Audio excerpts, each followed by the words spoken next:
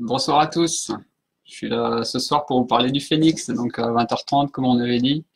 Donc je vais attendre que tout le monde se connecte ou tout le monde arrive, de façon à ce qu'on puisse démarrer tranquillement. Donc prenez votre temps, installez-vous.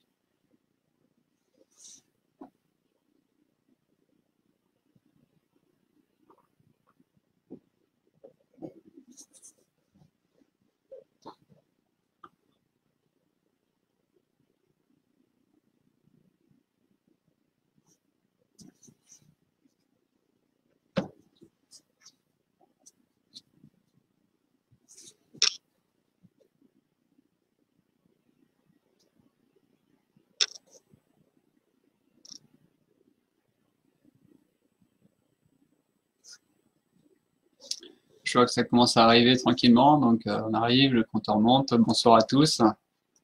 Merci de vous connecter ce soir pour parler du Phoenix, notre nouvel amortisseur enduro. Bonsoir Jean-Claude. Bonjour, bonjour Kanto. Alors, tous les pseudos, je connais pas tous les prénoms, donc forcément je vais utiliser les pseudos que vous avez sur Facebook. Salut Tony. Je laisse tout le monde, là on arrive à 11 personnes, on va attendre que tout le monde, 13. On va attendre que ça arrive tranquillement. Je me permets de mettre le Phoenix un peu plus près de la caméra pour que vous puissiez le voir. Salut Jérôme.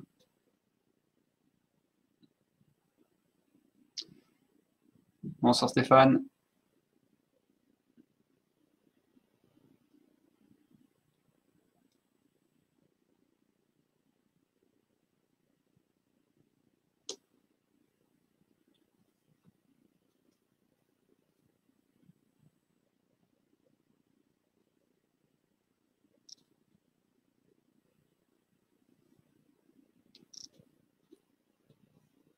Salut Nico. Ce que je vais faire, je vais attendre à peu près jusqu'à 20h35 de façon à 3 heures de décalage horaire, ça pique, mais la réunion est là. Merci Stéphane pour être là ce soir. C'est vrai que 3 heures, ça fait un peu, mais on a essayé de mettre une heure qui correspond à peu près à tout le monde, même les amis québécois qui aiment aussi nous suivre. Donc, bonsoir tout le monde, bonsoir Bogdan, Michael. Alors quoi comme évolution depuis mon grade? Alors justement, on va en parler. Comme je disais tout à l'heure, on va aller à peu près jusqu'à 20h35, le temps que tout le monde se connecte. Vous voyez, on a 18 personnes là qui sont là. Ce qu'on va faire, simplement, on va essayer de faire un truc à peu près logique, comme les dernières fois on avait fait sur notre Facebook Live. Ce que je vais faire, je vais présenter l'amortisseur par point. On va parler de la compression, on va parler de la détente, on va parler du climb switch mode, on va parler de la butée hydraulique. Et à chaque fois que je finis le sujet, vous pouvez poser toutes vos questions.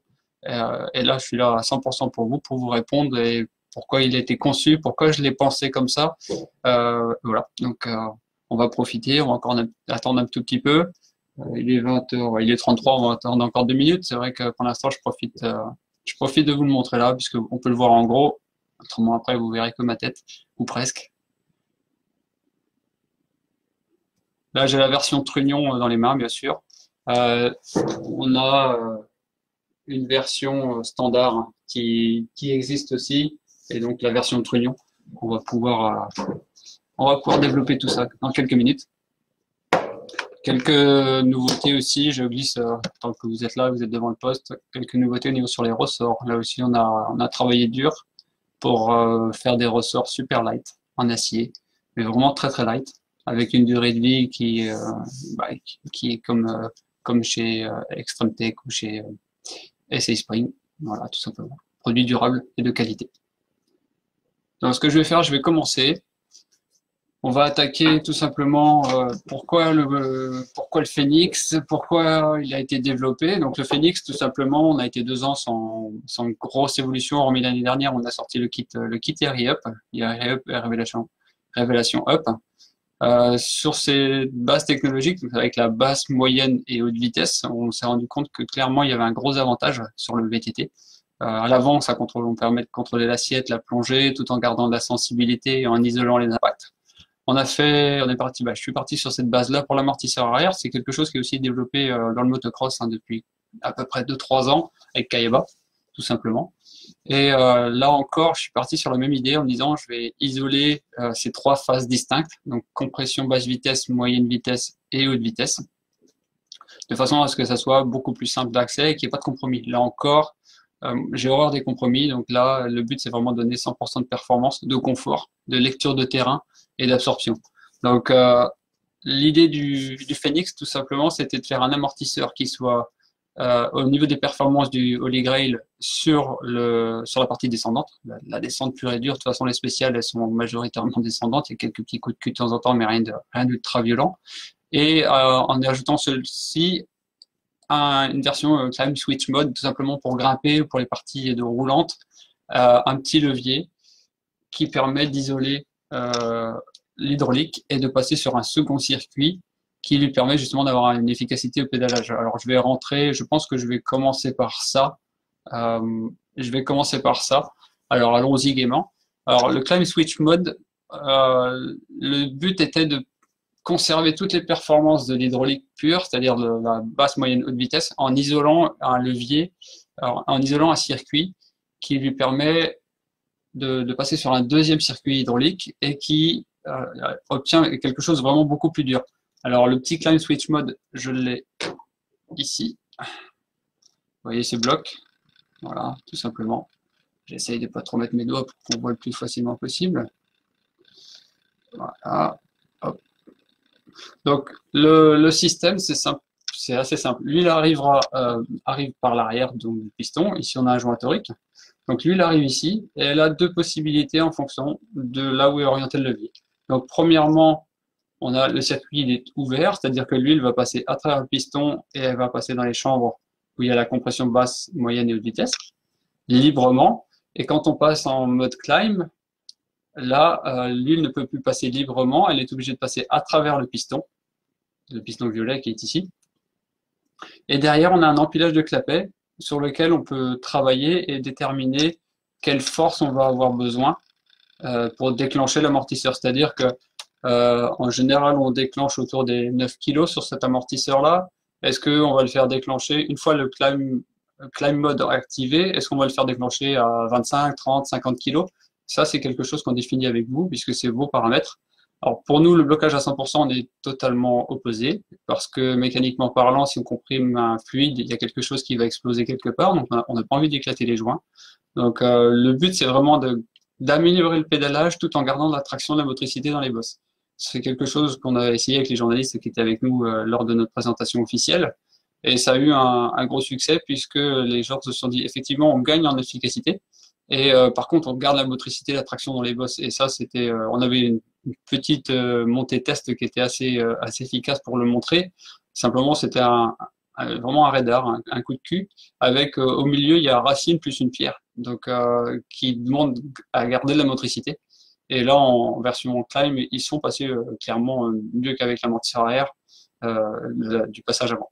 Donc, est-ce que vous avez des questions justement sur ce petit appendice, le climb switch mode? Donc, le but c'était de faire le plus compact possible. Il n'y a que deux positions, vous pouvez pas vous louper, c'est ouvert ou fermé. Il y a un billage, on entend clic-clic, il y a une butée, donc tout est fermé. Vous pouvez malheureusement forcer, mais ça cassera pas. Donc c'est encore là le but, c'est que ça soit un produit qui soit fiable et qui évite toute casse mécanique. Alors, je vous écoute si vous avez des questions sur ce premier point. J'attends. En général, ça dégaine assez vite. Si vous avez des questions, ne serait-ce que sur le cahier des charges défini pour l'application Enduro, tout simplement, on veut un produit purement, un produit qui descend très très fort et qui sache monter aussi très très bien. Donc, des questions? Visiblement, j'ai pas de questions, c'est bizarre.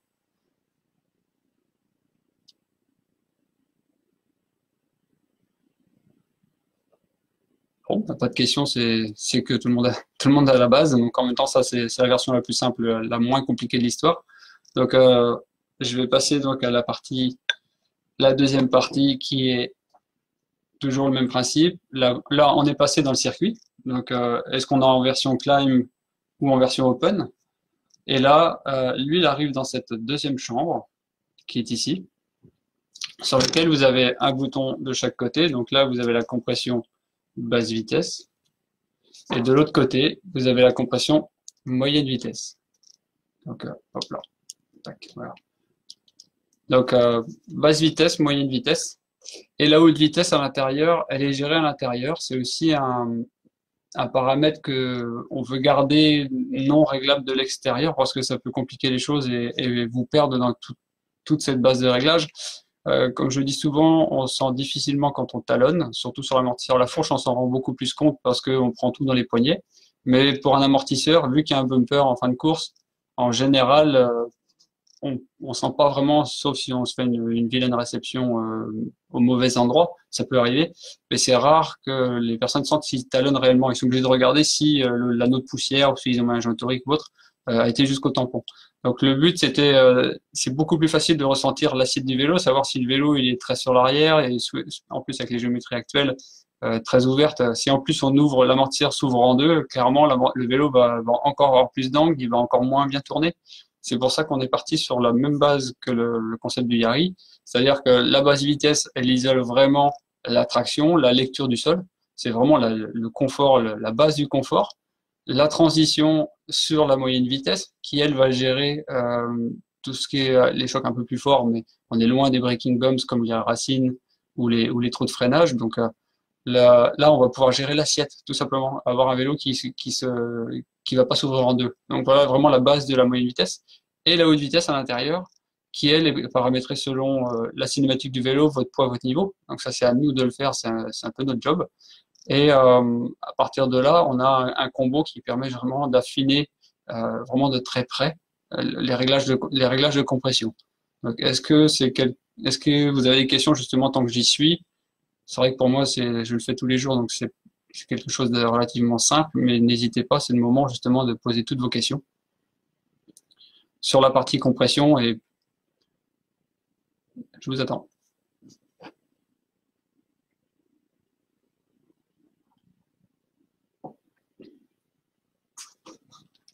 Oups là, j'ai eu un bug, excusez-moi. Je sais pourquoi. Ok, donc pour les e-bikes, c'est très bien expliqué. Et pour les VE, tu conseillerais quoi? Bah, justement, merci Pierre pour les lunettes. Justement, le principe, c'est que comme le Yari Up était à la base conçu pour les VAE, là aussi on se retrouve sur les mêmes paramètres, c'est-à-dire que comme on a beaucoup plus de masse suspendue due à la batterie et au poids du moteur, on a besoin de beaucoup plus de contrôle. Et là, la moyenne vitesse, elle prend tout son sens, encore plus que sur un vélo classique. Et c'est là où c'est vraiment le point clé, quoi.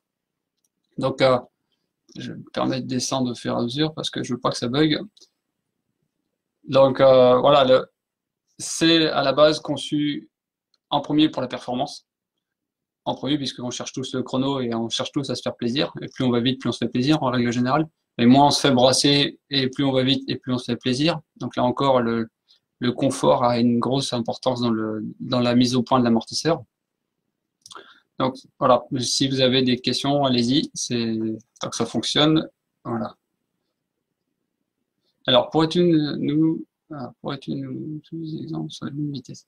Alors, quel genre d'exemple? Alors, ce que je vais faire, je vous fais un petit graphique à l'arrière, derrière sur le tableau, que vous puissiez peut-être mieux comprendre pourquoi j'ai scindé en 3 phases et la différence entre un HV-BV. Alors, je le fais de suite. Voilà.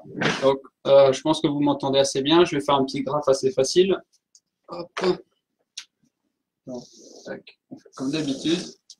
La vitesse en millimètres par seconde et la force, on va dire en kilos. Ou en newton, peu importe. Donc, un réglage standard de moyenne et de haute et basse vitesse. Alors, un instant, je vais répondre après sur le push. Alors, d'abord, sur cette partie-là, vous avez un réglage de basse et haute vitesse. Simplement, un réglage de basse et haute vitesse classique, vous avez ça, et après, vous avez la deuxième partie de la haute vitesse. Voilà. Donc, le problème de ce système-là, c'est qu'à peu près, allez, 500 mm/s. Le problème de ce système-là, c'est que si vous ouvrez beaucoup votre basse vitesse, votre haute vitesse n'aura pratiquement plus d'impact. Donc, on l'a vu régulièrement, et c'est vrai que ça arrive vraiment très souvent. On a 5 cycliques de basse vitesse qui sont dans une bonne fourchette et qui permettent de régler la HV. Mais souvent, ce réglage de basse vitesse, il est un petit peu ferme pour la majorité d'entre nous. Donc, pour les racers purs, c'est excellent. Mais par contre, pour la majorité d'entre nous, on se retrouve avec quelque chose de relativement ferme. Donc, si vous ouvrez plus, bah, derrière, forcément, votre gestion de la haute vitesse, elle dégringole. Donc, au final, vous êtes un petit peu à côté du sujet, ou à côté de la plaque, tout simplement parce que vous vous retrouvez avec quelque chose où vous êtes persuadé d'avoir réglé par l'extérieur de la haute vitesse, mais au final, il y a vraiment très, très peu d'impact. Alors, nous, notre philosophie est différente. C'est-à-dire on a coupé en trois la phase de compression. Donc, on s'est dit, 100 mm/s, ça va être la BV. On a dit derrière, je vais la faire en vert, jusqu'à 500 ou 600 m/s, on va être sur la moyenne vitesse. Et enfin, la dernière partie, les HV, donc nous on l'appelle impact. Alors, les impacts, c'est vraiment, on essaie d'isoler au maximum et de filtrer l'impact, simplement parce que ça a tendance à taper fort.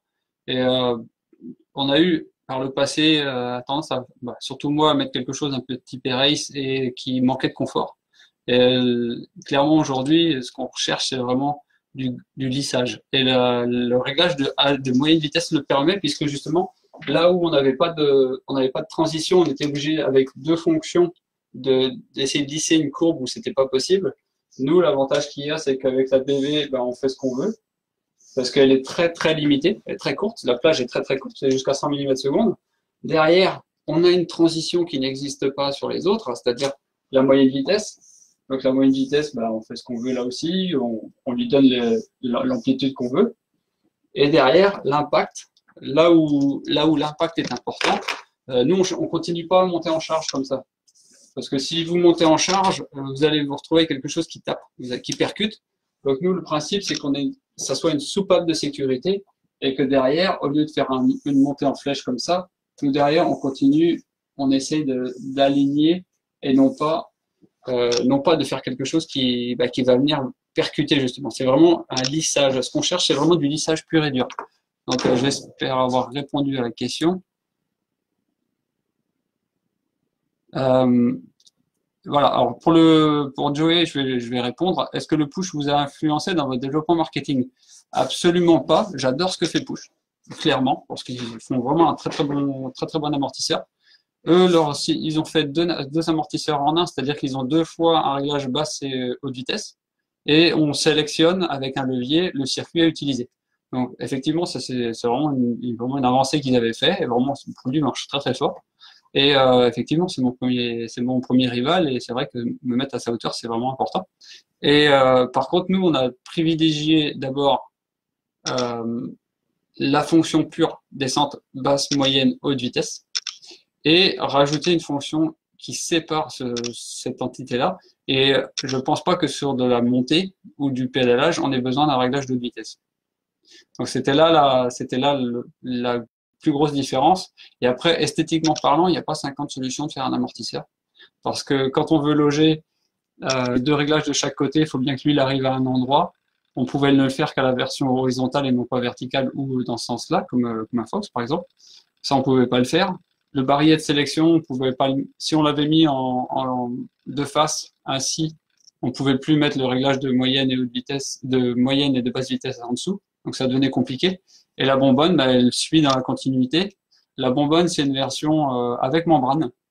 C'est pas une version avec un piston flottant. Simplement, le choix de la membrane, il est assez simple. C'est que le piston flottant, quand il se déplace, il crée du frottement et il fait monter la température. Donc le but, c'est de réduire les mouvements, les frottements qui peuvent générer, réduire le confort et réduire la lecture.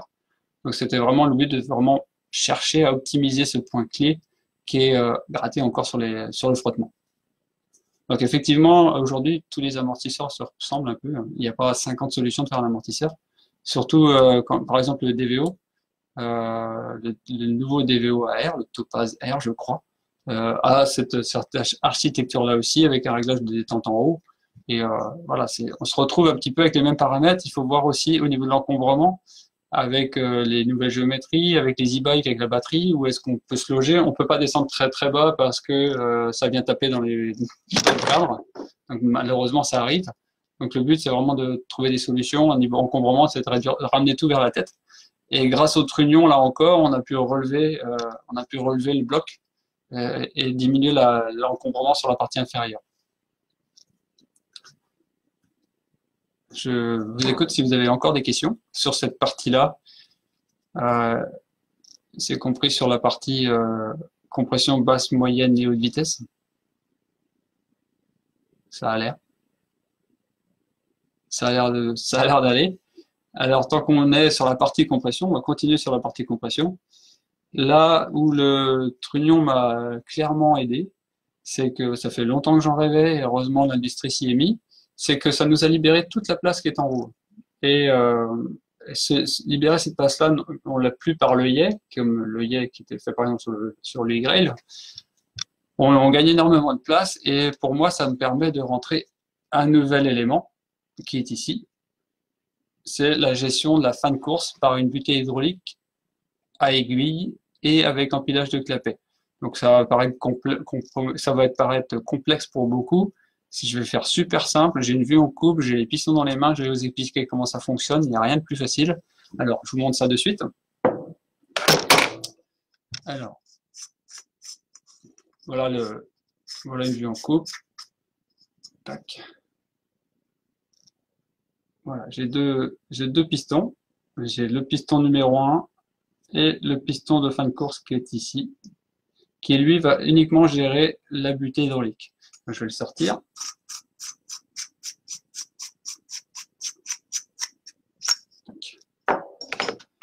Alors, ce que vous voyez, cette pièce-là, c'est celle qui est vissée dans la tête ici.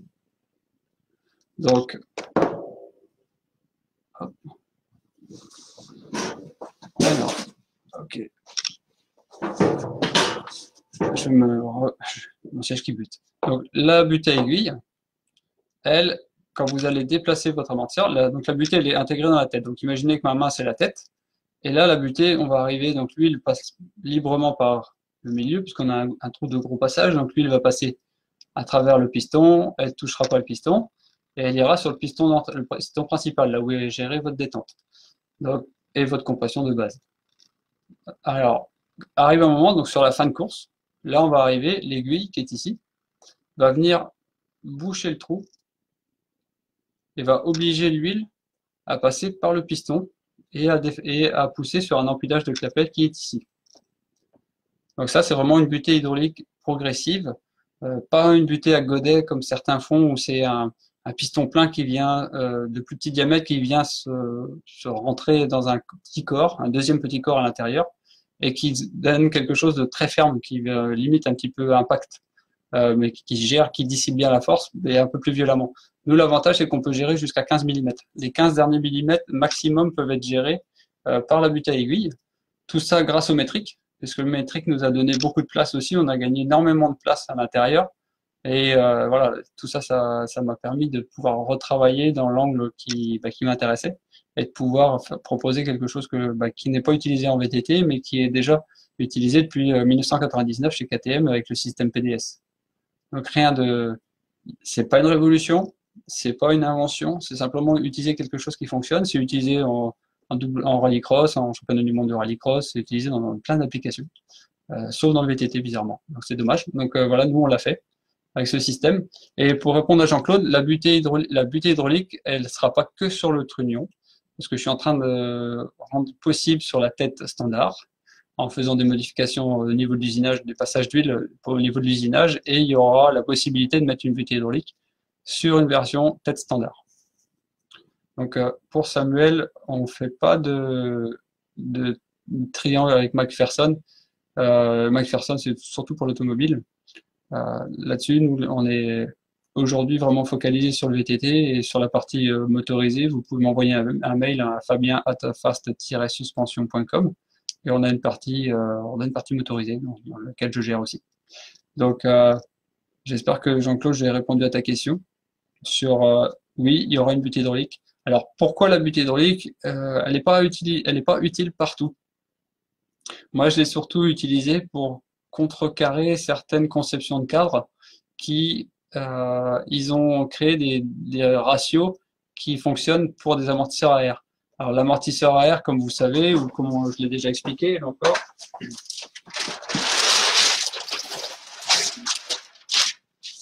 l'amortisseur à air, contrairement à l'amortisseur ressort, La courbe pneumatique, là c'est pareil. Donc on a le déplacement en millimètres, et là la force ou la pression, on va dire.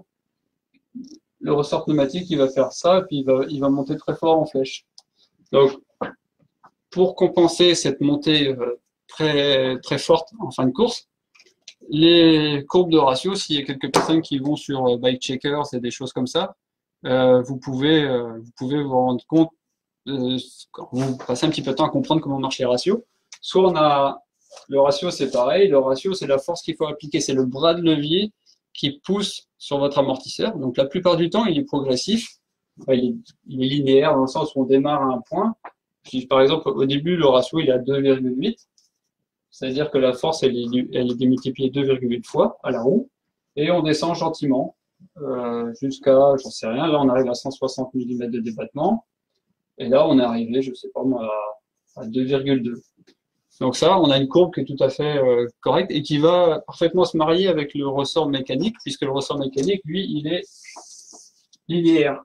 Et comme il est linéaire, et on se retrouve avec une courbe linéaire au niveau du ratio, il n'y a rien de mieux. C'est un grand plaisir de travailler comme ça. Par contre, pour compenser cette montée en charge du pneumatique, certains constructeurs, même beaucoup, ont axé clairement le développement de leur cinématique autour de l'amortisseur arrière et nous ont fait des ratios comme ça. C'est-à-dire que ça fait ça et à la fin, il y a une accélération. Ils accélèrent en fin de course pour contrecarrer la montée en charge du ressort pneumatique. Donc, résultat des courses, c'est que moi, sur une courbe comme ça, avec un amortisseur ressort standard, on a beaucoup de mal à les faire marcher en fin de course parce que on peut avoir de la tenue, ça se tient, ça se tient, ça se tient, et comme ça accélère à la fin, on se retrouve à aller talonner. Alors, c'est quand même dommage d'avoir des amortisseurs, de passer beaucoup de temps et d'être, entre guillemets, pénalisé par la cinématique qui n'est pas adaptée à l'amortisseur. Donc, voilà, l'idée, c'était vraiment de trouver une solution de contrecarrer cette cinématique qui a été conçue par le fabricant de vélo, qui lui a fait un choix de travailler sur des amortisseurs pneumatiques ou pas. En l'occurrence, nous, on a trouvé la solution pour justement faire en sorte qu'on puisse monter parfaitement le produit sur des vélos qui, à la base, n'étaient pas adaptés aux amortisseurs arrière. Donc, là encore, si vous avez des questions, c'est le moment. On est dans les cinématiques, on est dans les courbes de ratio, voilà. Je vous en prie, faites-vous plaisir. Alors pour le moteur ALT, Émeric, pardon, Émeric qui fait de l'humour ce soir, donc c'est pas la peine de me faire marrer. Donc pour le moteur ALT, j'ai pas encore regardé, j'ai pas toutes les gammes en tête. Il y a tellement de vélos aujourd'hui que c'est difficile de tous les avoir dans la tête. Donc modèle trunion ou pas trunion, c'est pas un souci, puisqu'il y aura les deux en dimension, en métrique et en inch et en impérial, donc les inches. Là encore, le Phoenix, lui, il est pour l'enduro, donc on ne va pas décliner en 241 mm puisqu'il n'y a pas d'intérêt.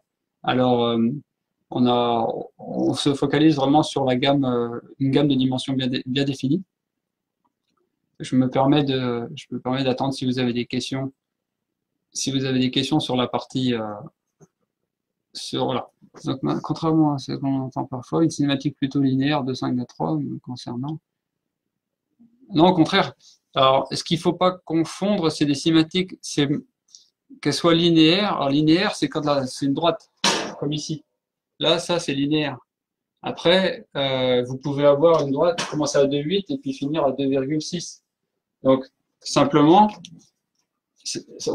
là, c'est uniquement la progressivité. C'est-à-dire que si l'entrée, vous êtes à 2,8 et que vous finissez à 2,2, vous aurez forcément la mécanique, la cinématique du vélo va freiner le mouvement, c'est-à-dire qu'il va ralentir le mouvement naturellement. C'est la cinématique qui le définit.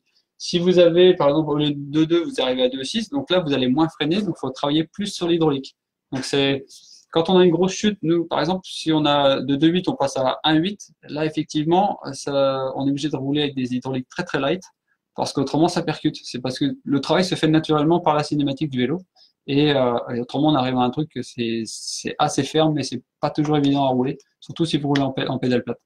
Donc, là encore, la cinématique du Giant, ce qu'on va faire, c'est que je vais le faire de suite. Si vous me donnez 2 minutes, je me mets sur Bike Checker, sur le dernier, alors, Linkage Design. On fait en direct. comme si, Guillaume, c'est comme si on allait faire ton amortisseur. Donc voilà, tu as ton Giant. Peux-tu me dire le modèle de Giant? Bah, tu vas forcément me dire. Hop, on va faire l'étude de cas sur le Giant puisqu'on me le propose. Alors, allons-y. Hop, les AE. Alors, antenne du 19. Glory.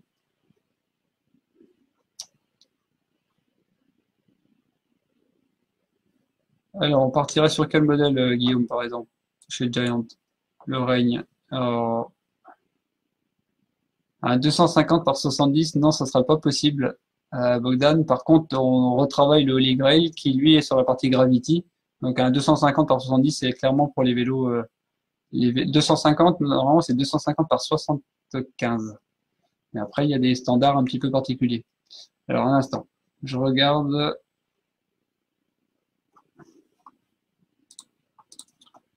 Petit instant. Hop, le règne.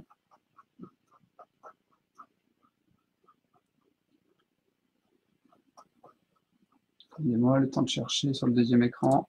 Là.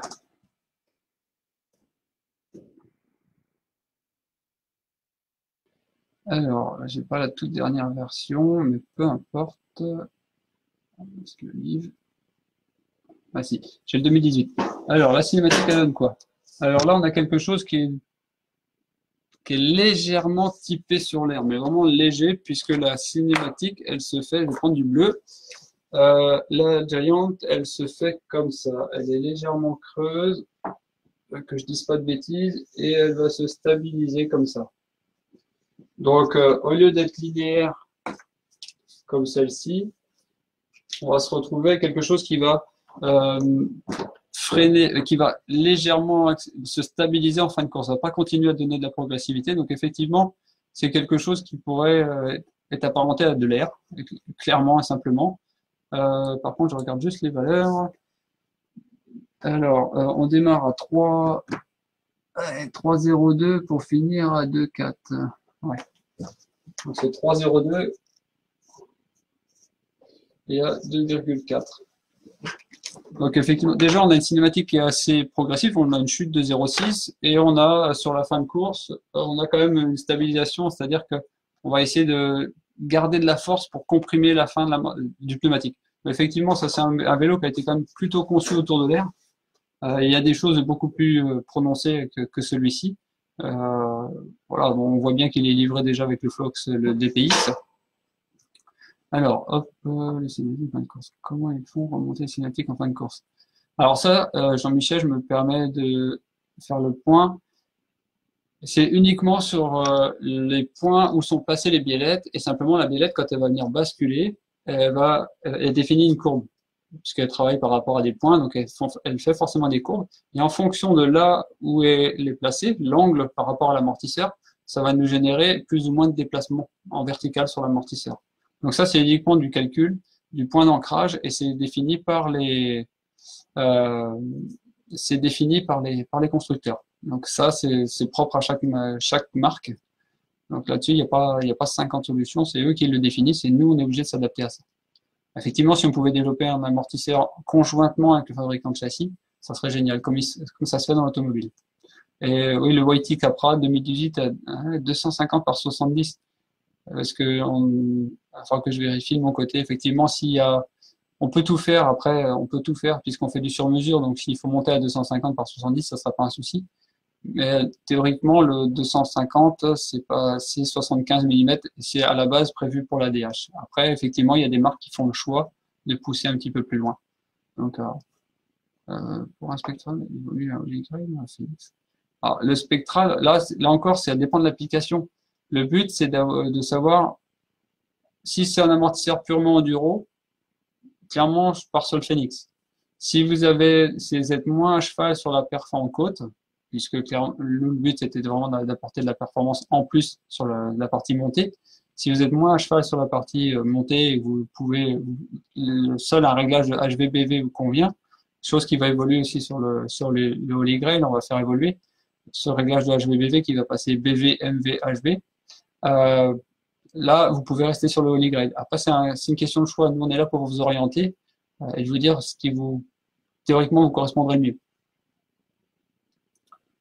Donc, avez-vous d'autres questions sur cette partie-là? Je me permets de regarder chez Whitey tant qu'on y est. Je regarde juste les specs.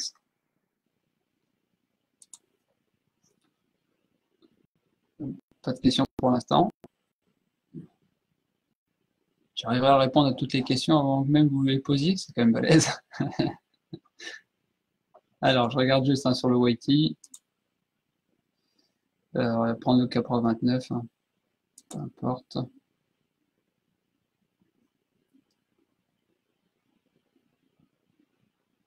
C'est bon. Tac. Dans les specs.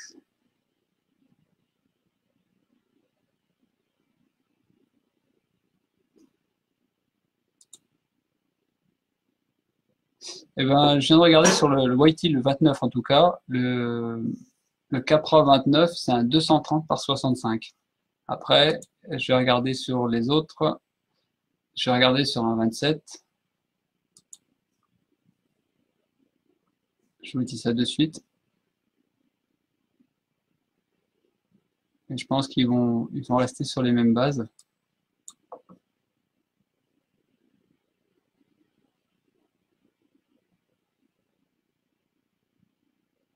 Alors, ouais, alors, effectivement, Bogdan, le 29, c'est un 230 par 65.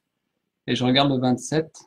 Je me permets de regarder juste pour finir avec le Whitey. Effectivement, tu avais raison. Le 27, c'est un 250 par 70. Donc, c'est bien ça. Donc, à moi de travailler de mon côté sur cette taille-là. Donc, pour répondre à Guillaume, sans dire du bien ou pas bien, peut-on avoir un comparant en termes de possibilités de réglage entre le niveau TTX Trunion et le Linx et le Phoenix? Alors, d'après ce que je sais, donc Linx, c'est pareil, c'est une marque qui est une très belle marque, avec des très bons produits.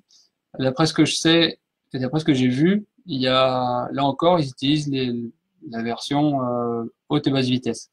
Chose que nous, on a passé à autre chose, on est passé sur la moyenne vitesse pour la tenue. Et jusqu'ici, j'ai pas eu de TTX les nouveaux dans les mains pour les passer sur le banc pour pouvoir les comparer, puisque déjà, il faut pouvoir comparer les mêmes produits sur le banc. Donc là, pour l'instant, j'en ai pas eu. Donc, c'est difficile de me prononcer. J'essaie toujours d'être le plus objectif possible par rapport à la concurrence, puisqu'ils savent faire de très bons produits aussi. Simplement, le but, c'est quand même d'être meilleur. Donc, c'est là où je veux aller encore plus loin. Donc là, effectivement, aujourd'hui, je ne saurais pas répondre si on est meilleur que le TTX. Forcément, j'espère bien qu'on soit meilleur que le TTX, puisque c'est déjà être meilleur qu'une des références, c'est clairement bien. Donc là, malheureusement, Guillaume, je ne peux pas te répondre plus, parce que j'en sais rien.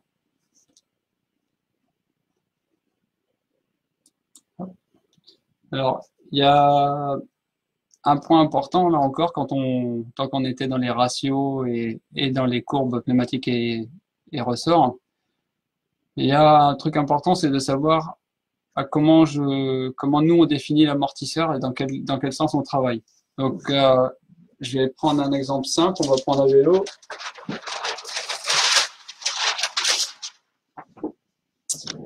Premier qui me donne un modèle de vélo, on part là-dessus et je vous explique la trame de comment on développe et comment on calcule toutes les bases, la raideur du ressort, les valeurs hydrauliques, tout ça, ça doit être défini en fonction. Donc, le premier qui me sort son vélo, on part dessus.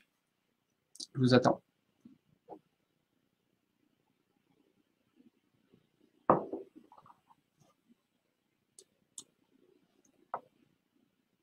Personne n'a de vélo?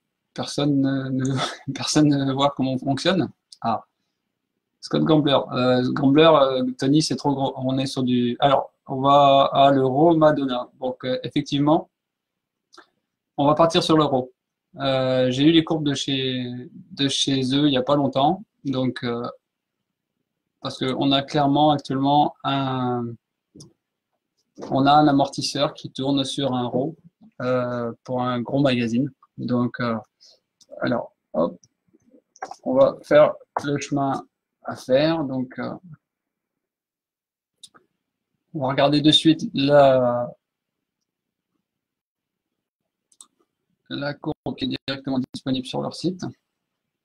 C'est ça qui est très bien avec eux. L'amortisseur, c'est un 230 par 60 entre unions avec une base en bas où il y a un axe traversant. Alors, effectivement, il y en a plein qui veulent... Alors, de toute façon, le but c'est qu'on puisse... on aura toute une fiche sur le site, ça sera disponible avec les vélos sur lesquels on a déjà travaillé, avec les dimensions et tout ce qui va avec. Ça sera disponible au fur et à mesure sur le site. Alors, je vais finir sur l'euro et pour répondre à Guillaume, on est dispo autour de Noël. Le but, c'est que le Père Noël soit sympa cette année. Alors, hop, la suspension. Donc, sur l'euro, donc le Madonna, on commence à 2,92 à peu près. Donc, le ratio, c'est parti. Hop, je fais ça. On démarre à 2,92 et on finit autour de 2,35 à peu près. 2,35. Donc ça, c'est une courbe qui est très bien pour nous. Elle nous va très très bien. Donc par contre, maintenant j'ai besoin de connaître ton poids pour pouvoir faire le calcul. Donc Dom, j'ai besoin de connaître ton poids pour faire le calcul. De la raideur du ressort. Parce que là encore, il y a, ça ne se fait pas comme ça.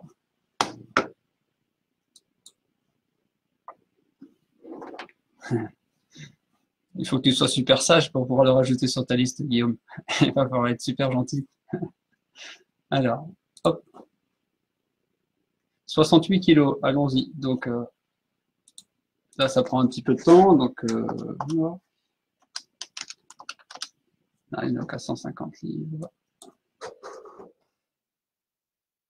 Alors, il y a 65. Alors, là, on prend en compte la répartition aussi. Là, je suis sur mon calculateur de ressort. On prend en compte la répartition des masses. Donc, combien de pourcents on aura sur l'arrêt du vélo. Alors, on a joué à pas mal de choses ici. On a mis des vélos sur une balance, sur deux balances avant-arrière. Et on a essayé sur le pôle, qui est un vélo super long. Et on s'était dit, bah, le poids, il est tout sur l'arrière. Maintenant, il est comme les autres. Il est à 65% sur l'arrière et le reste sur l'avant. Alors, hop, ici, on va mettre 60 ici. Sur l'euro, on va partir sur 30% de sag. Hop, j'ai dit qu'on devait être à 2,92. Donc là, on se retrouve sur un ressort en 400. 400 lbs.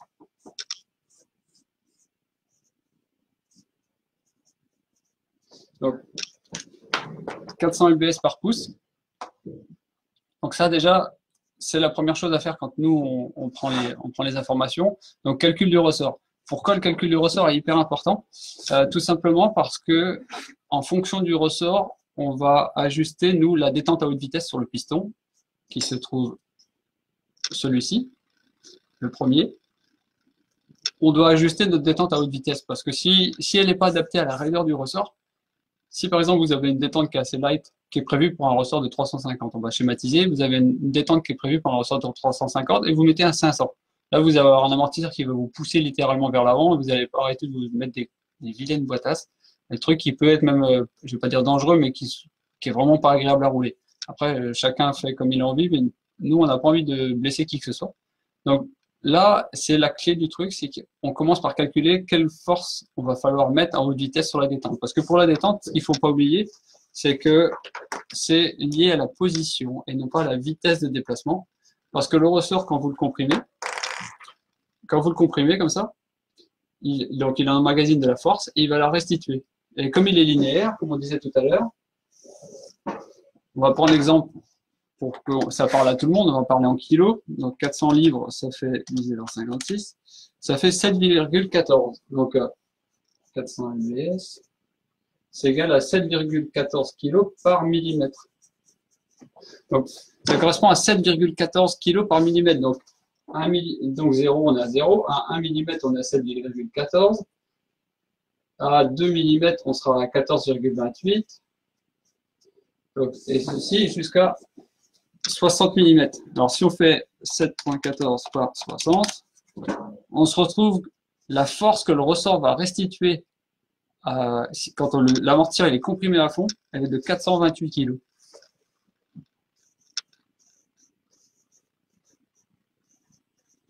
Alors, voilà pour 60 mm de course, c'est la course de l'amortisseur. Alors par contre, ce qu'on va faire maintenant, on va se dire, tiens, je vais changer mon ressort, je vais mettre je vais mettre un ressort en 500. Allons-y, 500, 26. Donc ça nous fait 8,92, un 500. 500, ça fait 8,92 kg par millimètre. Alors, 8,92, 8,92 multiplié par 60 mm, on se retrouve avec une force de 535 kg.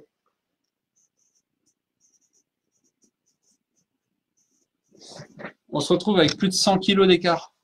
Donc vous comprenez bien que forcément, il y aura 100 kg de force supplémentaire à venir pousser en détente. Donc c'est là où on va se retrouver, ça va être la fête. Et si la détente n'est pas adaptée à la raideur du ressort, c'est là où justement ça va tout paramétrer. Donc nous, la première étape, c'est calcul du raideur de ressort par rapport à la cinématique du vélo, pour connaître le point haut, votre poids. Et à partir du moment où on a la raideur du ressort, on travaille sur la détente. Et ensuite, on analyse pour définir les valeurs de compression et votre niveau, bien sûr. On analyse la courbe, comment elle est faite, est-ce qu'elle est dégressive, est-ce qu'elle est très progressive, c'est-à-dire qu'on va avoir beaucoup de progressivité liée par la partie cinématique, ou alors, comme sur un orange, on est pratiquement linéaire. Le orange, c'est pratiquement, on est comme ça. On a une variation de 0,1 ou 0,2, qui est très faible. Mais par contre, l'avantage, c'est que nous, ça nous fait travailler sur l'amortisseur. Donc c'est là où c'est hyper important d'avoir cette trame, quelque chose de logique et qui permet justement d'éviter de se mettre dans de mauvaises circonstances ou d'avoir les mauvais réglages. Donc, juste pour répondre à Jean-Claude concernant la version, peux-tu jusqu'où et quelle charge en ABS? Alors actuellement, moi je suis en 5,50 et on va en avoir en 600. Donc là encore, Jean-Claude, je vais regarder ton vélo, c'était un e-bike, je crois, le All Mountain. Alors laisse-moi regarder juste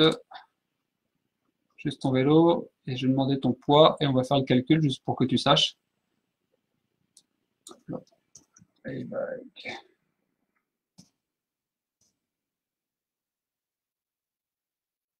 Alors, il est de quelle année ton vélo, Jean-Claude?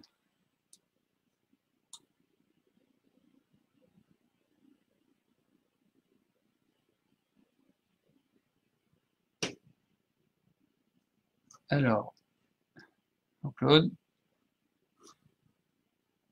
parce que là, je n'ai pas les dernières générations. Alors, on est comment? Alors, clairement, là, si je regarde le e-bike, là, c'est sur un S-Duro All Mountain de 2016. On se retrouve avec une cinématique qui est très axée, 2016, 112 kg, mais c'est pas grave le poids. Il suffit d'avoir la valeur d'origine. On est très axé sur une courbe pneumatique. Donc, effectivement, on reprend la courbe de tout à l'heure où ça descend, puis on a une accélération pour contrecarrer le ressort pneumatique. Alors, par contre, moi, ce que je regarde, le point d'entrée, on est à 2,85. Alors, 2,85, allons-y gaiement. 2,85, on va changer ça. On va mettre 165.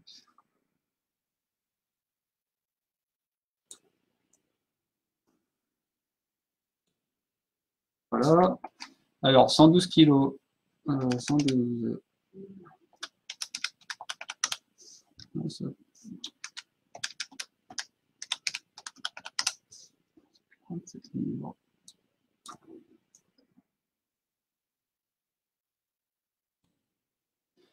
Fois 600.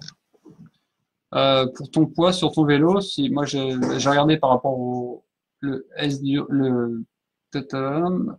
S-Duro All Mountain RC 2016, sur cette base-là, fois 600. Donc on y arrive. Là actuellement, je suis à 5,50. On a un 600 qui est prévu au catalogue qui va arriver dans la deuxième partie, mais c'est possible. Et en plus, avec la butte hydraulique.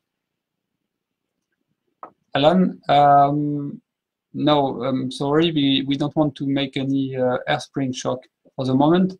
And if you want, we want to organize next week the same Facebook Live about the Phoenix and in English. It should be the first time for us to have a Facebook Live in English, and of course I will answer you next week about everything about our vision and about the Phoenix. Is that fine? Or if you want to learn the French, you could stay with us tonight and be again with us next week.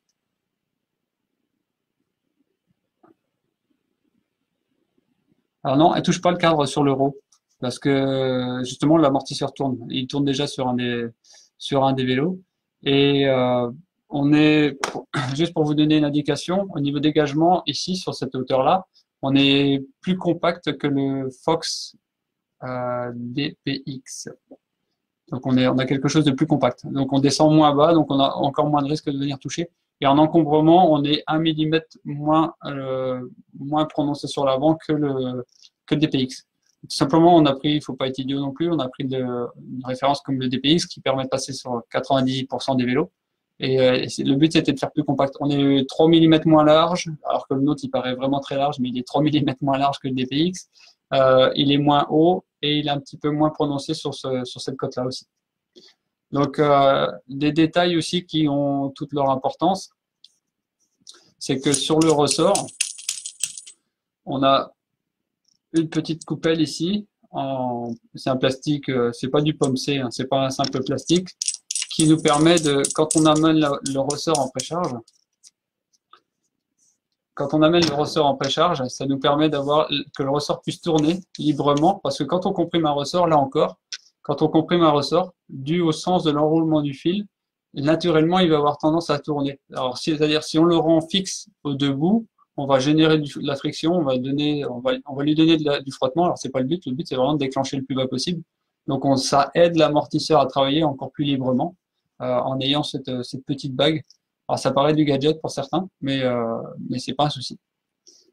Alors, 1% du choix. Alors, il faudrait quel raider? Alors, je vais pas faire tous les vélos du marché ce soir. Faut pas hésiter à m'envoyer un mail.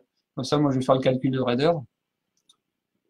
Donc, alors la largeur de l'amortisseur, comme je disais tout de suite, on est moins large qu'un DPX.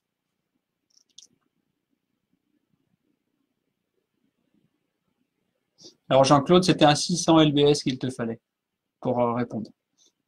Merci. Pourtant, des frottements à la base. Effectivement, Nicolas, ça peut être la base du plaisir, les frottements. Pas dans tous les domaines. Moi, c'est mon ennemi dans mon métier. Donc, voilà.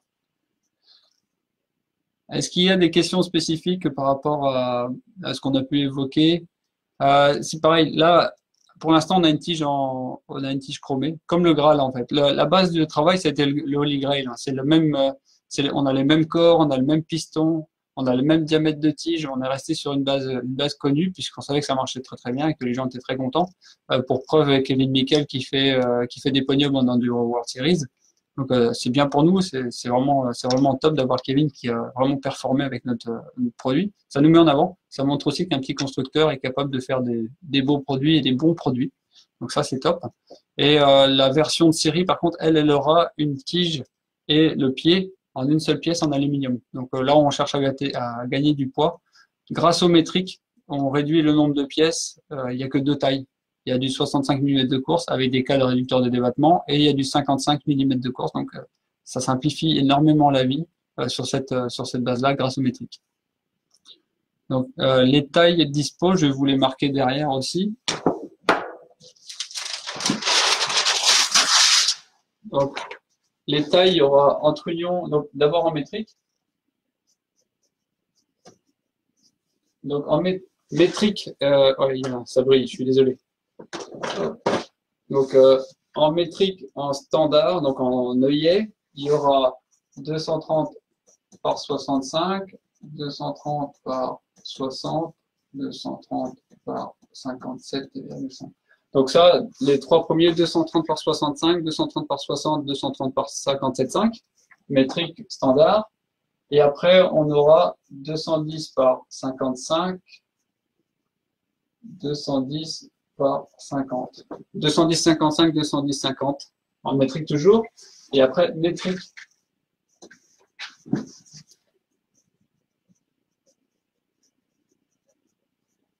Alors, le métrique Trunion, qui lui est tout simple, il est 25 mm plus petit que le métrique standard. Donc, ça fait 205 par 65 par 60 et par 57,5 et 185 par 55 ou 50. Donc voilà. Là où on a travaillé aussi, c'est, contrairement aux autres constructeurs, on a fait une tête avec, que ce soit la tête Trunion ou la tête eyelet standard, on n'aura pas de modification de corps de corps et de tige. Si bien qu'on a standardisé au maximum, les emplacements des points Trunion ont été faits volontairement 25 mm plus bas que la tête normale. Donc on a une tête qui est un peu plus haute que les autres, hein, que la concurrence. Si on voit là, elle est beaucoup plus prononcée en hauteur ici.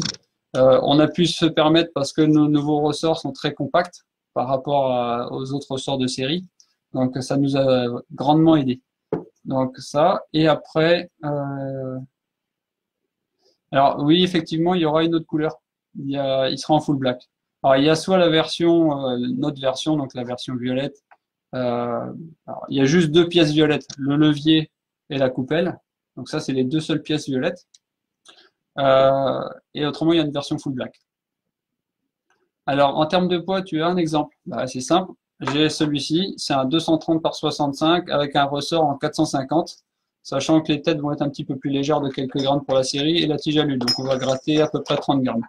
Je le mets sur la balance, elle est devant moi, tout simplement.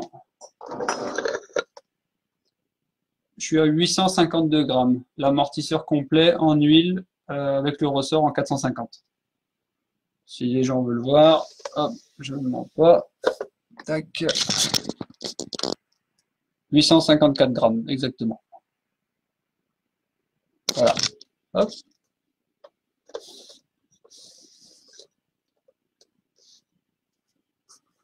Alors, plus gros, on voit rien. Alors, c'est sur les dimensions de l'amortisseur qu'on voit. Ah oui, effectivement, qu'on voit pas forcément. Je vais rapprocher le tableau.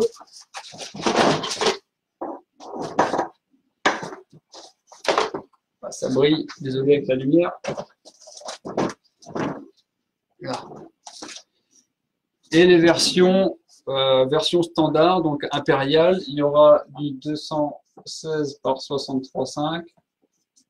Il y aura du 200 par 57 et le 190 par 51. On va pas monter au-dessus. On va pas monter au-dessus du 216 parce que là encore, notre cible c'est l'enduro. Et l'enduro, si Jean-Claude, il y a 216 par 63 en code standard avec et pas en tête Trunion puisque le Trunion n'existe pas en impérial, il existe qu'en métrique. Donc voilà. Attendez pas. Voilà. Alors, profitez-en, ça fait pratiquement 1 heure que je suis en train de parler de l'amortisseur. Je vais juste faire un point clé aussi sur les ressorts. Donc, comme je vous disais, on a développé avec un très gros fabricant de ressorts qui est théoriquement le numéro 1 en termes de production, surtout dans le milieu du cycle et dans l'automobile et dans la moto. Ils ont sourcé un acier qui a été développé au Japon. Donc là encore, un truc vraiment poussé au niveau de la qualité et au niveau du module d'élasticité, puisque là c'est clairement le module d'élasticité qui est recherché. Et on a une gamme de ressorts. Donc la marque s'appelle Ichu. Ça fait des années qu'ils travaillent dans l'ombre pour les plus grandes marques. Et voici leur ressort. Donc là je prends l'exemple d'un 400 par 2.6. Alors là, on a développé une gamme en disant 2.6 pour avoir vraiment 65 mm de course, que ça puisse aller en impérial et en métrique. Donc la longueur, il fait 130 mm de long. Ça, c'est un 400 par 2.6 et je vais vous annoncer le poids de suite puisque j'ai la balance. Allez, la balance. 304 grammes exactement. Et pour un 350 lbs, on est à 260 grammes. Et donc le 450, je l'ai sous la main, comme ça je ne triche pas, je ne mens pas, 320 grammes exactement. Donc le but c'était vraiment de proposer un amortisseur complet avec le ressort le plus light possible. On a retravaillé aussi les diamètres intérieurs du ressort.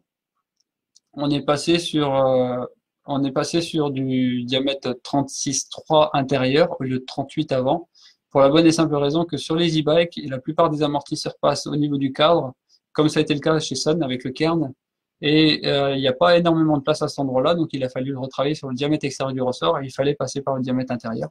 Et là, on se retrouve avec des amortisseurs, des ressorts qui vont pouvoir se monter sur la majorité des vélos, parce que un des plus gros doit faire 53 mm extérieur. Donc même sur un moustache, qui est hyper compact et le passage est vraiment dur, là on passe sur le moustache.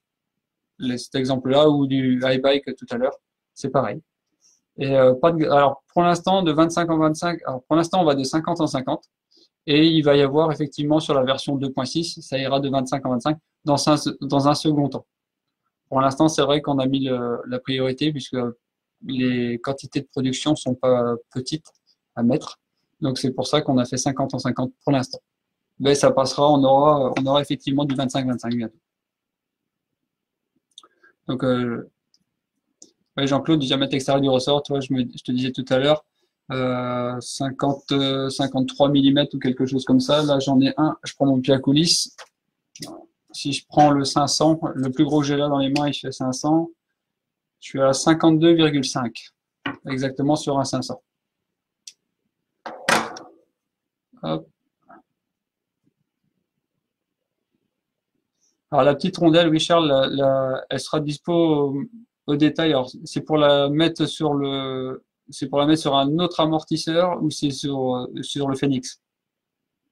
Parce que sur le Phoenix, elle est livrée avec. Parce que la coupelle de précharge, volontairement, elle n'est pas épaulée. On la voit ici, elle est clairement lisse. Et c'est cette coupelle-là qui vient recevoir le ressort, qui a une forme en T, qui vient recevoir le ressort et elle est ajustée par rapport au diamètre sur le filet, de façon à avoir quelque chose déjà qui permet de protéger le filet de l'amortisseur, du corps d'amortisseur, pour éviter de voir, comme on peut voir certaines fois, où le ressort vient se cintrer et vient bouffer le corps de l'amortisseur.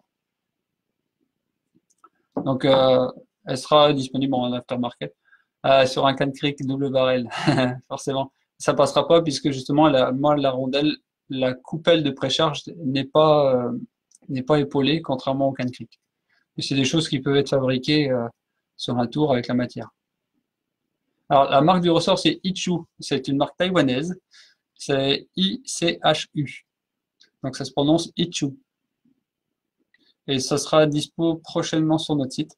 Parce que voilà, et le prix du ressort au détail sera 129 € TTC. On a essayé de faire un produit qui soit à la fois performant, qui soit light. C'est un ressort acier et accessible en termes de tarifs.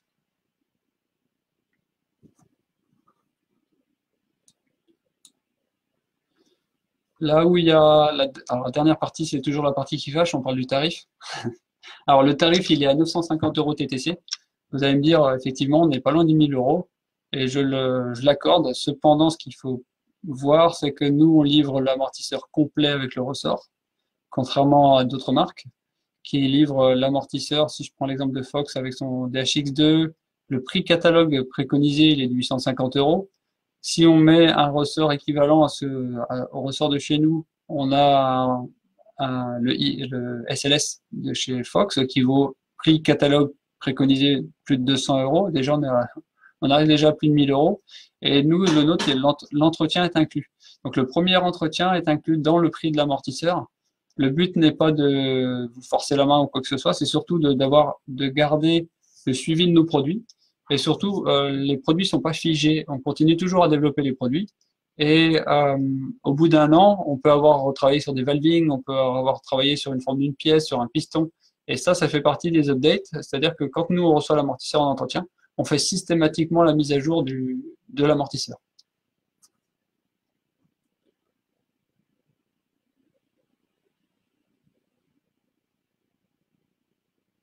Alors, Anthony, je suis en train de regarder.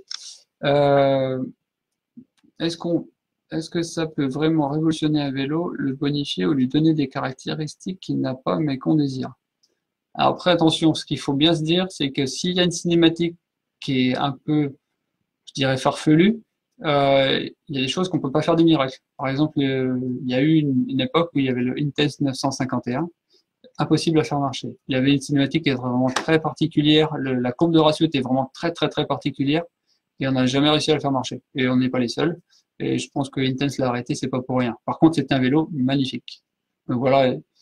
en fonction de ce qu'on cherche, on peut faire beaucoup de choses par l'hydraulique à partir du moment où la cinématique nous laisse la possibilité de le faire. Et c'est pas toujours le cas. C'est très rare, mais ça peut arriver. Oui, pour répondre à Jérôme, moi, les updates, nous, le but, c'est pas de faire un produit jetable. C'est pas, on le prend, on l'utilise, on ne fait pas d'entretien, on le jette. Vraiment, le principe, c'est qu'on puisse le garder. Toutes les pièces détachées sont disponibles. Vous changez de corps, vous changez de longueur d'amortisseur, vous changez de vélo, c'est plus la même tête. Vous passez d'une tête d'un trunion à un standard ou inversement. Ça change, tout se détaille. Donc, le but, c'est pas de faire quelque chose qu'on jette. Effectivement, on dit, bah, ça fait 950 € dans un premier temps. Certes. Mais par contre, derrière, c'est un produit que vous pouvez garder 5, 6, 7, 8, 10 ans si vous voulez. C'est vous qui gérez là-dessus. Donc, voilà, le but, c'est vraiment de faire un produit à long terme et non pas du consommable. Est-ce que les ressorts light n'ont pas tendance à se tasser et à perdre des raideurs? Alors, les ressorts light, tout simplement, là, quand on va parler ressort, si on rentre un petit peu dans la conception du ressort, il y a un facteur clé qui s'appelle est-ce qu'ils sont bloc résistants? C'est-à-dire que est-ce que quand on les comprime à fond, est-ce qu'ils vont récupérer leur amplitude d'origine, c'est-à-dire récupérer leur dimension à la base? Donc il y a des marques qui trichent un petit peu avec ça, c'est-à-dire que leurs ressorts ne sont pas bloc résistants et au bout d'une saison, ils vont avoir perdu de la longueur, clairement. Donc, nous, les nôtres, ça fait partie du cahier des charges, ils sont bloc résistants. C'est-à-dire que vous pouvez les envoyer plusieurs fois, spire contre spire, c'est pas le but. Mais par contre, ils récupéreront leur longueur totale. Donc, c'était un des points clés. Et là, le travail a été fait énormément aussi sur l'enroulement de la spire, de façon à ce qu'il ne cintre pas. Comme les ressorts SLS, je sais qu'il y a eu quelques séries de ressorts SLS chez Fox. C'était tellement optimisé sur le cahier des charges qu'ils se sont retrouvés avec des ressorts qui ont flambé, c'est-à-dire qu'ils ont cintré. Donc c'est pas le cas, ça a été un des points clés du développement, c'est le flambage, donc si le ressort ne se cintre pas et qu'il soit bloc résistant. Bien sûr, le poids, après, ça détermine beaucoup de choses. On a travaillé vraiment dur là-dessus.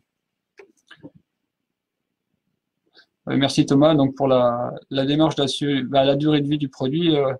Consommable, c'est bien. Je pense que ça a eu son temps aujourd'hui. Et maintenant, les gens sont beaucoup plus proches de se dire que les produits doivent être pérennes et non plus gaspiller les ressources naturelles qu'on a, parce qu'il faut pas oublier que à la base, c'est un minerai, c'est du temps, c'est de l'électricité qui est utilisée pour faire tourner les machines qui vont usiner les pièces. Donc effectivement, c'est un point qui est hyper important pour nous. On recycle toutes nos huiles.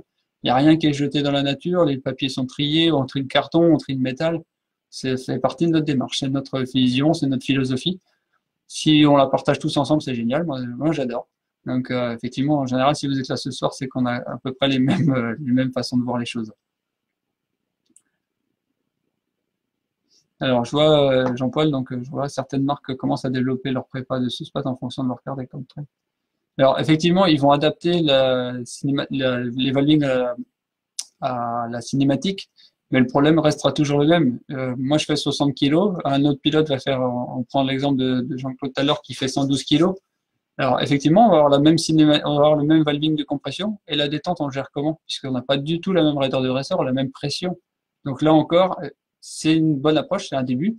Mais il va y avoir, on arrive toujours dans le même problème, c'est qu'il y a des différences de poids et ces différences de poids vont entraîner une perte, un désaccord entre les valeurs de détente. Et à un moment, on peut pas aller plus loin que le truc, il faut ouvrir, travailler dessus, quoi. Donc, hop, je regarde. Bon, Grail a vu trop les différences, c'est un véritable plus. Merci Guillaume pour le retour. Je sais que tu avais vraiment apprécié le Holy Grail. Alors, simplement, le Phoenix, hein, c'est la base du Holy Grail. On est parti sur les mêmes bases mécaniques et le même diamètre. Et puis, on s'est dit, on va aller plus loin, on va pousser plus fort. Et grâce au trunion, grâce au métrique, on a réussi à rentrer le double piston pour la gestion de la fin de course. On a réussi en s'arrachant un peu le cerveau, en passant plusieurs semaines à intégrer le réglage de basse, moyenne et haute vitesse séparée. La membrane dedans, parce que la membrane diminue le frottement. Tout ça, c'est plein de petits plus qui sont mis bout à bout et qui, au bout, donnent une performance encore supplémentaire. Alors, sur le site, il y a actuellement, donc pour répondre à Jean-Claude, il y a déjà une fiche de précommande. Et sur le site, il y a toutes les codes sont affichés et on peut pas le passer en précommande. Par contre, dans le texte, il y a un endroit où il y a une fiche de précommande, c'est un Google Form. Vous le remplissez et moi, je demande votre poids, vos coordonnées parce que voilà, il faut bien qu'on ait vos coordonnées pour pouvoir vous rappeler et la marque, le modèle du vélo exact. Et derrière, moi, ça me permet déjà d'anticiper en amont sur les produits. Donc, alors, j'ai raté le début, peut-être que ça a été, mais le DHX2, en quoi je dis que c'est mieux. Le DHX2, il y a le réglage. Alors, déjà, c'est un bitube. Moi, c'est un monotube, si on veut rentrer dans la précision. Le bitube demande, à mon goût, puisqu'on a essayé ces choses, le bitube dans le milieu du motorisé, et le bitube demande un peu plus d'entretien. Donc, c'est pour ça qu'on voit qu'il y a beaucoup de DHX2 qui gobent de l'air et qui ont un gros bruit d'émulsion. Et ensuite, le réglage, c'est toujours un réglage de haute et basse vitesse, tandis que nous, il y a basse, moyenne et haute. Et là où on insiste, c'est sur cette moyenne vitesse, qui est une clé justement pour la tenue, pour l'assiette du vélo. Sur l'arrière, donc voilà, l'assiette, et à l'avant, on a la plongée. Là encore, si on a une fourche qui plonge moins, on a un vélo qui est beaucoup plus équilibré, on se retrouve plus sur les bras, on se retrouve au milieu du vélo. Le centre de gravité est plus du tout au même endroit. On y gagne partout. Alors effectivement, on est les seuls à l'utiliser, cette techno, mais c'est utilisé en moto depuis déjà quelques années. Ça a été développé par Kayaba. Donc merci pour le lien. Donc comme ça au moins il y a toutes les infos. Encore quelques questions, puisque je pense qu'on a fait le tour. On a parlé pas mal, ça fait 1h10 que je suis en train de parler devant ma caméra. Et c'est toujours aussi sympa de partager avec vous. Puis l'intérêt, c'est que comme c'est moi qui l'ai conçu, ce produit, donc c'est pouvoir partager avec vous dans quel sens je l'ai abordé, voilà, pour vous correspondre et encore pour vous donner du plaisir. C'est ça le but de la chose, c'est vraiment de vous donner le maximum de plaisir et que vous puissiez avoir la banane à rouler dans le confort le plus agréable possible encore, quoi. Donc, et bien sûr, le chrono est suivi en général.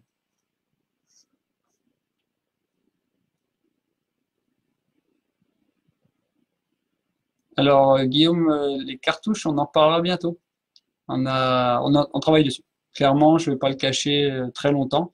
On est en train de travailler sur une gamme de cartouches, sur la techno, sur la technologie du kit Up, qui donne vraiment une très grosse satisfaction. Donc, voilà, c'est dans les tuyaux et on va pouvoir en parler prochainement et un peu plus longtemps. Alors non, Bogdan, on peut pas régler la moyenne vitesse. Alors, il faut faire un choix. Si vous avez un réglage de basse et haute et basse vitesse, alors selon ce qu'on va mettre le long du piston, selon la coupelle, le diamètre de la coupelle qui va venir appuyer sur la clapetterie et la coupelle de précharge avec le ressort, on va jouer sur le milieu de pyramide ou pas, ou sur le bord de clapet. Alors là encore, si on privilégie un, ça sera pas l'autre et ça sera qu'un compromis. Donc effectivement, si je joue sur mon diamètre de coupelle de précharge de clapetterie, je vais pouvoir jouer sur mon milieu de pyramide au lieu de mon bord de clapet, sur le plus gros. Et là, effectivement, on va jouer sur de la moyenne vitesse. Mais par contre, la haute vitesse n'est plus du tout gérable. Elle sera plus réglable. Et là, on va carrément perdre le bénéfice. Alors, il y aura toujours un réglage de basse et moyenne, mais il n'y aura pas de haute. Donc, c'est pour ça que nous, on a vraiment fait 3 circuits distincts. C'est là où ça prend tout son sens.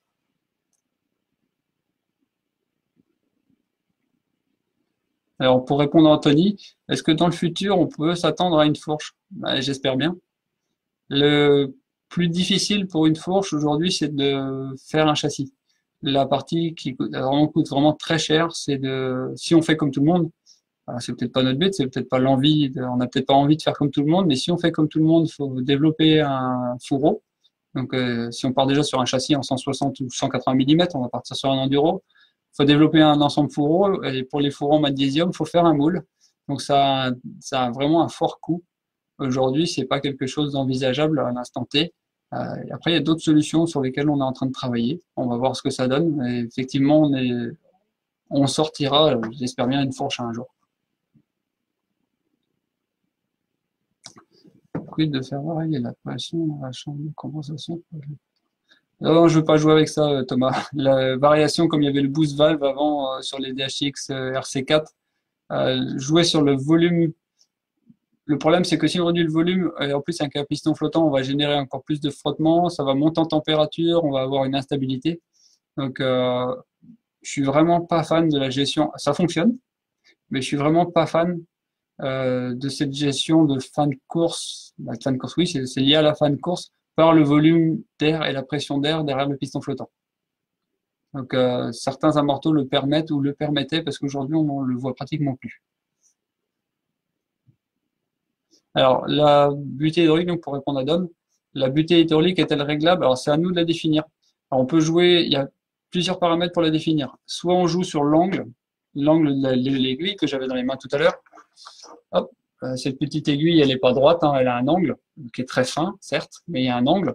Après, on peut jouer sur l'empilage de clapet qui est ici, parce que là, tout est paramétrable là aussi, pour lui donner un caractère. Le but, c'est pas que ça tamponne en fin de course, c'est justement que ça aille gentiment et que vous sentiez rien. Alors c'est presque dur de vous dire non, faut rien sentir. Moins vous allez sentir que vous allez au bout de course, plus vous serez en sécurité au final. Alors l'intérêt aussi de ce système, c'est que j'ai aussi une phase de détente, et c'est-à-dire que quand on va venir talonner, c'est là où on aura utilisé le maximum de course. Donc c'est là où le ressort a le plus de force pour vous renvoyer en arrière. Donc l'empilage qui est ici va vous donner une petite aide à freiner, pour éviter l'effet le coup de raquette en réception tout simplement, comme on peut voir sur les courses les trucks aux US où ils se posent vraiment des fois très très loin et très fort. Ils se posent comme sur un canapé, il n'y a jamais un coup de raquette. Donc le principe, c'est le même principe, c'est que pour éviter le coup de raquette quand on a utilisé la totalité de la course, on a la détente va être un peu plus chargée juste sur cette fin de course pour dissiper cette force qui est vraiment importante en début de phase de détente. J'espère avoir répondu. Donc effectivement, tout est. Si je rajoute des réglages et des réglages et des réglages, on peut le faire. Hein. Après, j'ai peur de vous perdre dans la. Alors, on va passer des heures au téléphone. Moi, ça me dérange pas. Ça va être pour vous. Vous allez passer plus d'heures au téléphone avec moi plutôt qu'à rouler sur le vélo. Donc ça serait bien. C'est pour ça qu'on a essayé à la fois d'avoir plus de réglages, mais en simplifiant les choses. C'est vrai que la plupart du temps, ce que j'ai eu, c'est beaucoup de gens me disent, on a à peine touché les clics, c'est sorti de nous, on les tombe de sur le banc parce qu'ils sont passés sur le banc avant d'être expédiés. On a à peine touché les clics et c'est parti. On est parti rouler, on n'a même pas retouché. Donc ça, c'est super agréable à entendre parce que ça veut dire que l'analyse qu'on a fait en amont a été bonne et qu'on a réussi à correspondre à vos attentes. Donc voilà sur le Phoenix. Encore quelques questions peut-être. Là, ça a l'air de se tasser. Je pense avoir répondu à, j'espère, vraiment beaucoup de choses, voire à peu près à tout.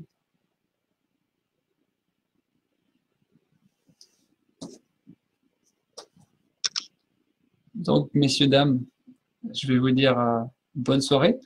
Profitez bien du jour férié demain. S'il y a encore des enfants à Halloween, faites-leur peur, au moins qu'ils en rappellent. Et puis, on sera sans doute un prochain live aussi sur d'autres produits et les évolutions et voilà les cartouches de fourche pour répondre à certains. Ça sera au programme aussi.